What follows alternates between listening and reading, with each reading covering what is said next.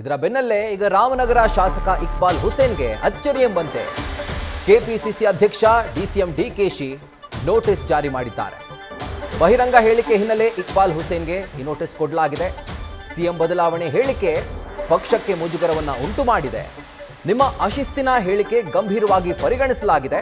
1 ವಾರದ ಒಳಗಾಗಿ ಸಮಜಾಯಿಷಿ ನೀಡುವಂತೆ ಶೋಕಾಸ್ ನೋಟಿಸ್ ಅನ್ನ ಈಗ ಕೆಪಿಸಿಸಿ ಅಧ್ಯಕ್ಷರು ಆಗಿರುವಂತಹ ಡಿಸಿಎಂ ಡಿಕೆ ಶಿವಕುಮಾರ್ ಜಾರಿ ಮಾಡಿದ್ದಾರೆ. ಇನ್ಫ್ಯಾಕ್ಟ್ ಹೇಳಬೇಕು ಅಂತಂದ್ರೆ ಡಿಸಿಎಂ ಡಿಕೆ ಶಿವಕುಮಾರ್ ಪರವಾಗಿನೇ ಇಕ್ಬಾಲ್ ಹುಸೇನ್ ಅವರು ಹೇಳಿಕೆಯನ್ನ ಕೊಡ್ತಾ ಇದ್ರು. ಬದಲಾವಣೆ ಆಗುತ್ತೆ, ಪವರ್ ಶೇರಿಂಗ್ ಆಗುತ್ತೆ, ಡಿಕೆ ಶಿವಕುಮಾರ್ ಅವರು ಸಿಎಂ ಆಗ್ತಾರೆ ಅನ್ನುವಂಥ ಬಹಿರಂಗ ಹೇಳಿಕೆಗಳನ್ನ ಅವರದೇ ಕ್ಯಾಂಪ್ನ ಶಾಸಕರಾಗಿರುವಂಥ ಇಕ್ಬಾಲ್ ಹುಸೇನ್ ಕೊಡ್ತಾ ಇದ್ರು. ಸೊ ಹೀಗಾಗಿ ಯಾವಾಗ ಈ ಒಂದು ಹೇಳಿಕೆ ರಾಜಕೀಯ ವಲಯದಲ್ಲಿ ಭಾರಿ ಸಂಚಲನ ಸೃಷ್ಟಿ ಮಾಡ್ತೋ ಆಗ DCM DK Shivakumar show cause notice ಅನ್ನ ಶಾಸಕ ಇಕ್ಬಾಲ್ ಹುಸೇನ್ಗೆ ಜಾರಿ ಮಾಡಿದ್ದಾರೆ. ನಿಮ್ಮ ಮೇಲೆ ಯಾಕೆ ನಾವು ಕ್ರಮ ಕೈಗೊಳ್ಳಬಾರ್ದು? ನಿಮ್ಮ ಹೇಳಿಕೆಗಳನ್ನು, ನಿಮ್ಮ ಅಶಿಸ್ತಿನ ಹೇಳಿಕೆಗಳನ್ನು ನಾವು ಗಂಭೀರವಾಗಿ ಪರಿಗಣಿಸಿದ್ದೇವೆ.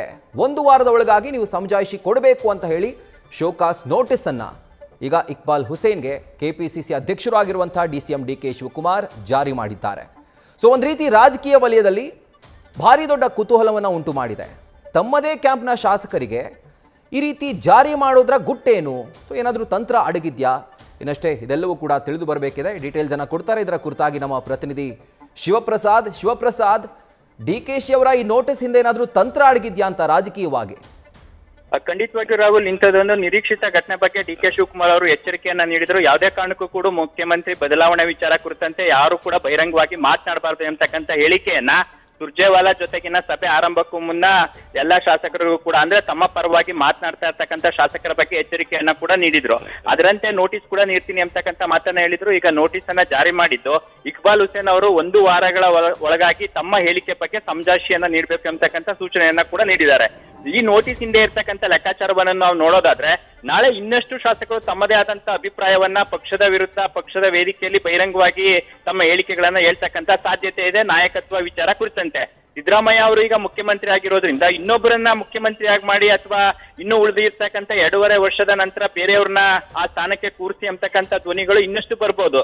ತಮ್ಮ ಅಭಿಪ್ರಾಯಗಳನ್ನ ಶಾಸಕರು, ಸಚಿವರುಗಳು ನಾಯಕತ್ವದ ವಿಚಾರ ಕುರಿತಂತೆ ಹೇಳ್ತಾ ಹೋದ್ರೆ ಪಕ್ಷಕ್ಕೆ ಸಾಕಷ್ಟು ದೊಡ್ಡ ಮಟ್ಟದ ಮುಜುಗರ ಉಂಟಾಗಿದೆ.